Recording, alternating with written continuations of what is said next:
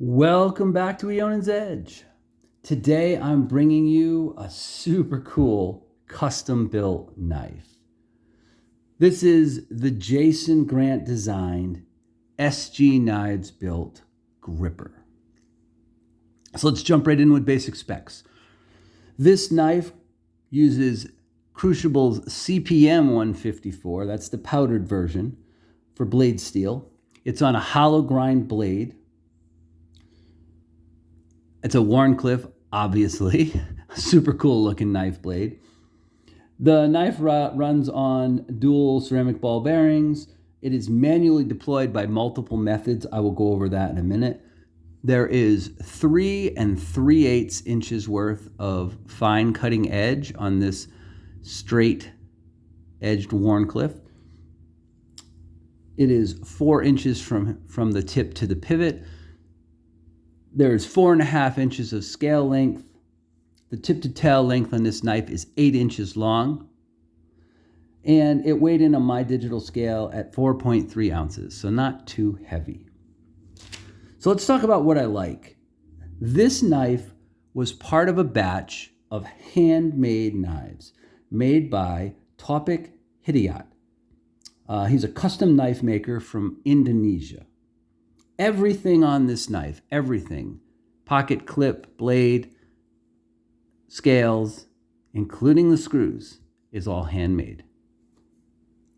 Super cool. The fit and finish on this knife is excellent. It is really, really impressive. The deployment can be done by several methods. So you've got a hidden flipper tab, kind of like Nimble uses. You can deploy that way. That's my favorite. I like that. You've got a front flipper here. I'm terrible at front flipping, but there you go. Front flipper. You've got a blade hole deployment, and you've got a fuller that runs full length. That's pretty easy to Spidey flick. If I can do it, anybody can do it. So there you go. Those are your deployment methods right there.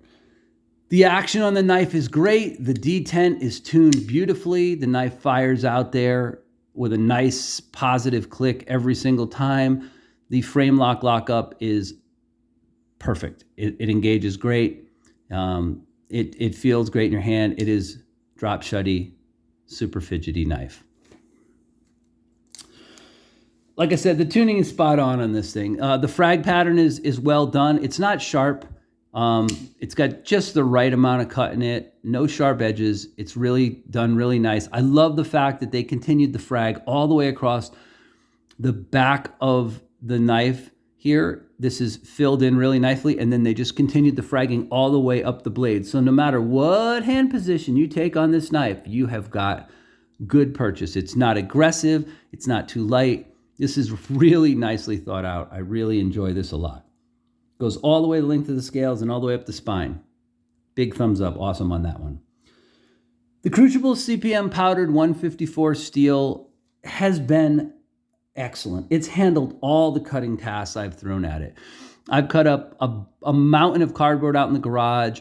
I've taken some 2x4s and some other wood, and I've shaved down like you'd make, whittlings for starting a fire with. I've cut a bunch of tie wraps with the knife. The knife was heavily used by its owner before it was sent to me, so there is a lot of marks on the blade. But again, what's the sense of having an expensive knife if you're not going to actually put it to good use, right? But it handled everything I threw at it, and that is impressive. Just a couple of passes over a leather strap when I was done with it, and right back to razor sharp, just rips through everything. This hollow grind and it's really thin behind the edges, really thin point. It's an amazing cutter and an amazing slicer. Great for utility cuts, great for ripping through mountains of cardboard, all that kind of stuff.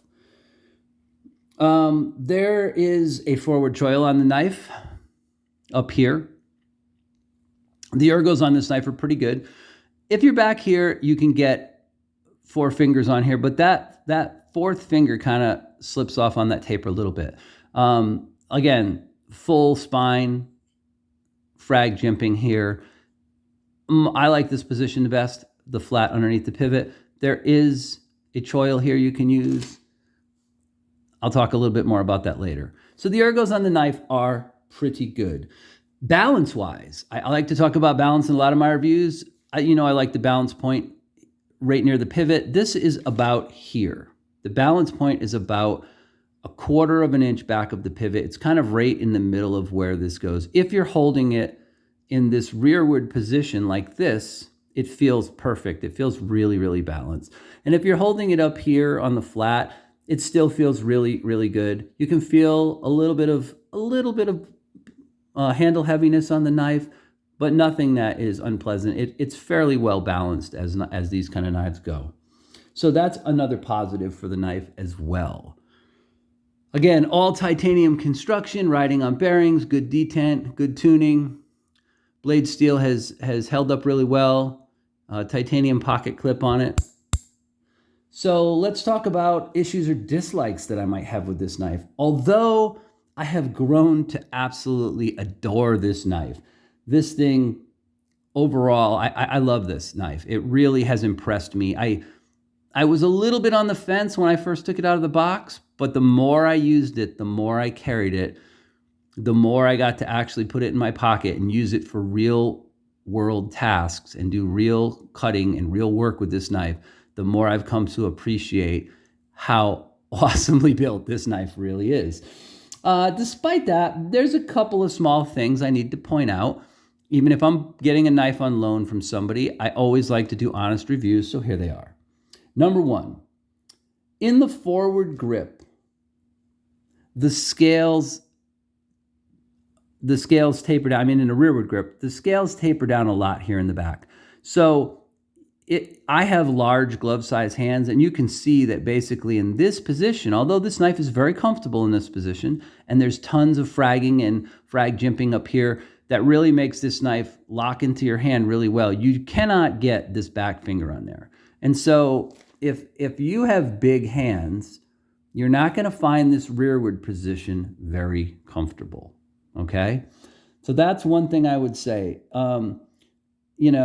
It doesn't allow all 4 fingers on there. If you choke up to the flat, and this is the position I found myself using the knife in a lot here, there's plenty of room back here. You can kind of choke up a little bit more, get your fingers in there a little tighter. There's plenty of room back here to get your other 3 fingers on there, even if your hands are pretty large. And this was mostly my preferred cutting grip here.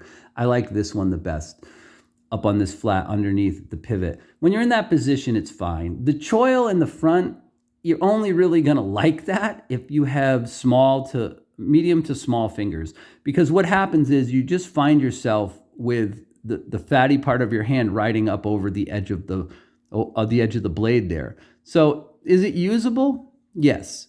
Is it comfortable? No. You're going to more than likely want to use the knife in this position or in the rearward position like this in a hammer grip or a modified Filipino or something like that. Hammer, Filipino, whatever. So just wanted to talk about that a little bit. It's not a big deal. It just depends on where you prefer to hold the knife. This grip here works perfectly for me. It gives me plenty of purchase on the knife, and I'm nowhere near the cutting surface, and I can put my finger anywhere I want along the blade surface. So I love that position. That's my favorite. Number 2, the only true weak point on this knife, I feel, is the pocket clip design. I love that it's springy. I get it. Okay, it springs out there really nice. It has some give to it, but locks back on there solidly. Again, this is all handmade. It does have a nice look to it, but it is very, very thin in here. So if you are wearing thicker fabric pants, you're probably not gonna like the way that this slides in there. Now me, I live in Arizona. I wear fairly thin pants most of the year, or shorts with thin pockets. I only wear jeans and denim in the fall and winter a little bit. It fits on those, but it's not quite as good of a fit there.